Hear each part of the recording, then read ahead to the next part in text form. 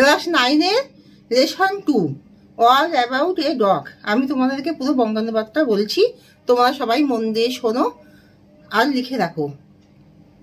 Class 9-এর lesson 2 all about a dog লিখেছেন A G Gardiner. এখানে লেখক তার নিজের একটা অভিজ্ঞতার কথা বলছেন, এটা ইংলিশে বলছি। I was traveling in the bus. আমি বাসের মধ্যে ভ্রমণ করছিলাম। Suddenly I noticed that 2 women and a man got up in the bus with carried a Pekingese dog. হঠাৎ করে আমি দেখলাম, লক্ষ্য করলাম যে দুজন ভদ্র মহিলা, একজন ভদ্রলোক একটা পেকনিস কুকুর নিয়ে বাসের মধ্যে ঢুকলো। The bus conductor came here